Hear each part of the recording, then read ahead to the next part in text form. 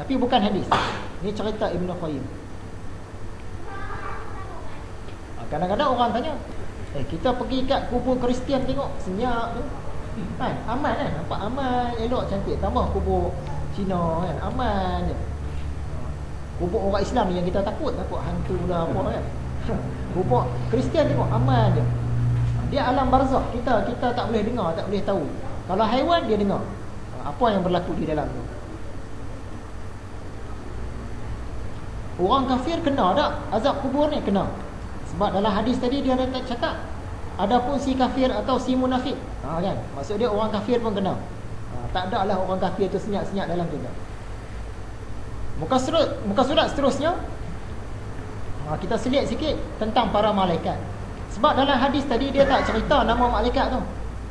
Nama malaikat Munkar dan Nakir ni dia dalam hadis yang lain. Dan hadis tu pun bukanlah hadis yang betul-betul kuat. Hadis yang pertama ni hadis yang betul-betul kuat, tapi nama tak sebut. Cuma dia bagi tahu ada 2 malaikat datang. Dia 10 malaikat yang kita wajib percaya. Yang pertama Jibril. Disebut juga Jibrail.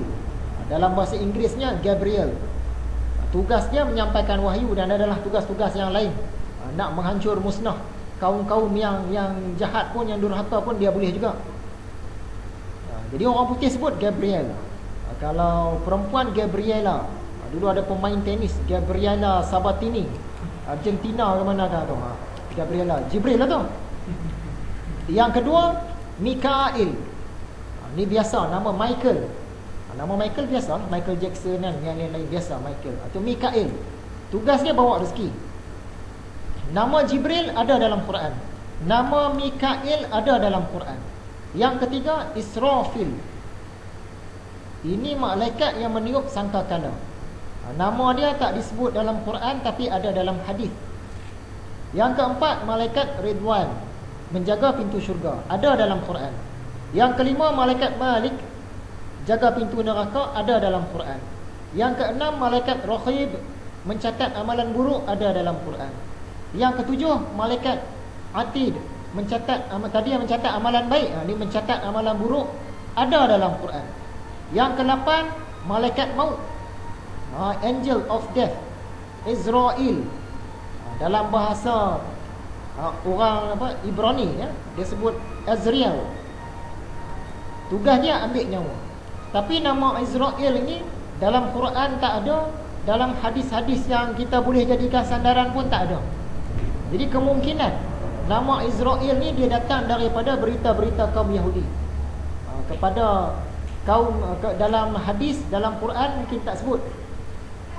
Tapi dia berita Israeliat. Sungguh pun Israeliat, bukan semua cerita orang Yahudi ni kita tak boleh pakai, kita kena timbang.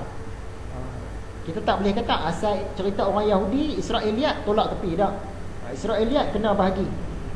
Mana yang betul kita terima, mana yang kita tak tahu betul ke salah, kita tinggalkan dulu. Mana yang salah kita tolak. Jadi nama Israel ni dia datang daripada sebutan orang Yahudi. Yang ke-9 Munkar dan Nakir. 9 dan 10. Ni soal mayat di dalam kubur.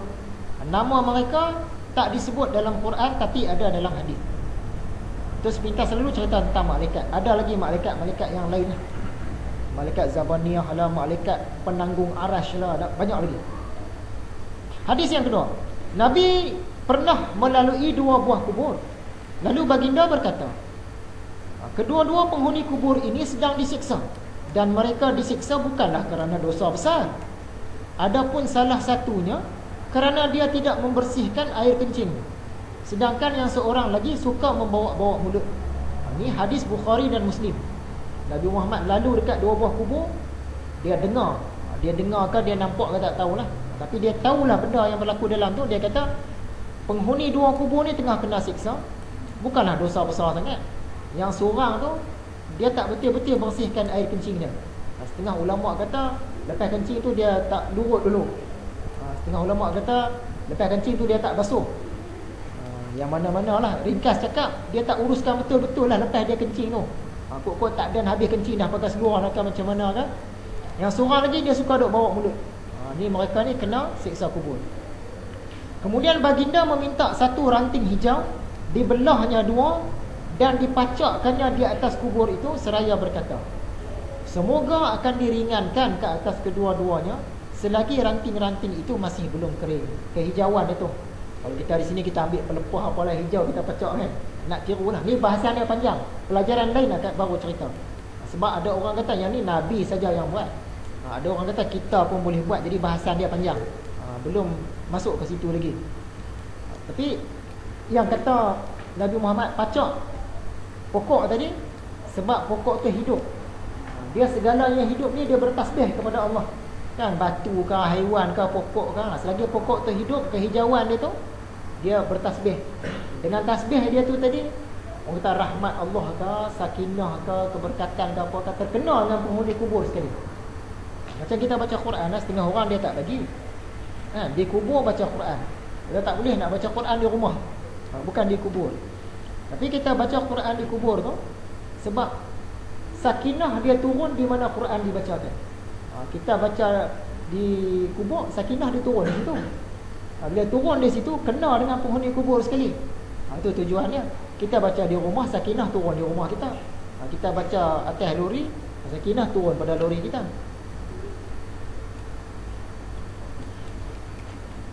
Jadi hadis dua yang kita baca ni tadi membuktikan siksa kubur ni ada. Sebab ada puak-puak yang tolak siksa kubur. Akan sampai pelajaran tu.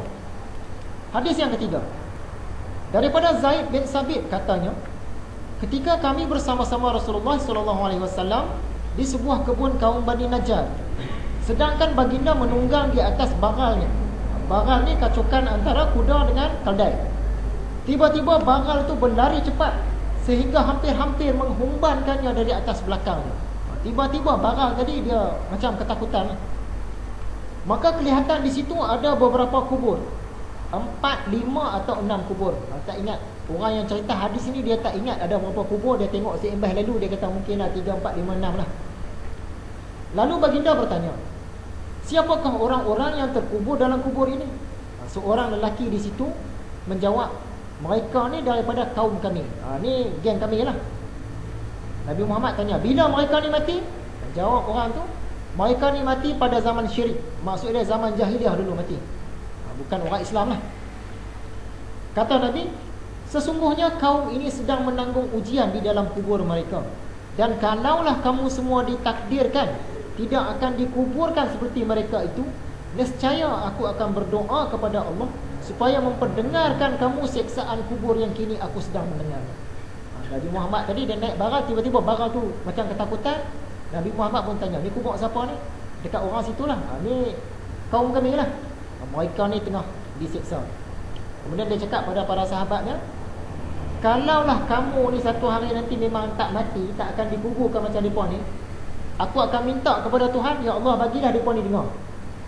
Tapi Nabi Muhammad tak minta. Sebab apa dia tak minta? Dia tak doa.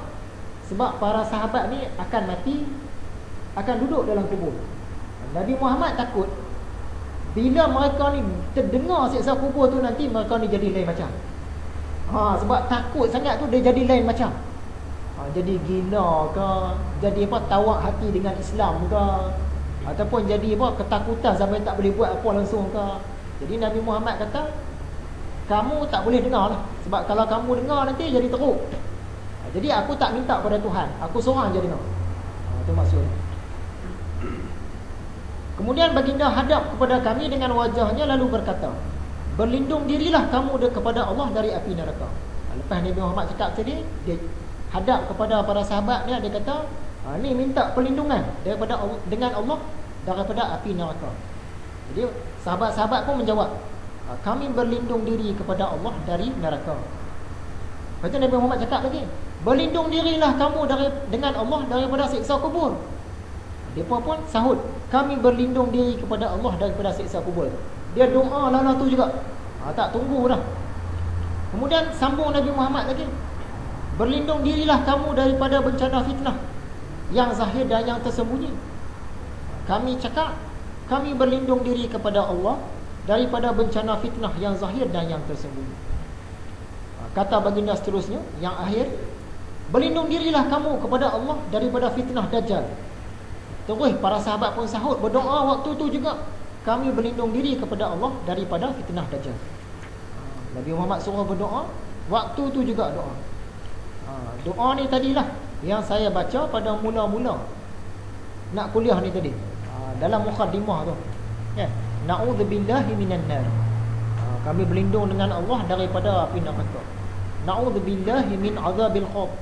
Kami berlindung dengan Allah daripada azab kubur. Na'udzubillahi minal fitan ma zahara minha wa ma batan. Kami berlindung dengan Allah daripada fitnah. Na'udzubillahi min fitnatid dajjal. Kami berlindung dengan Allah daripada fitnah dajjal. Ini kalau sempat lain kali saya tulis dekat. Boleh baca. Nabi Muhammad suruh baca doa ni.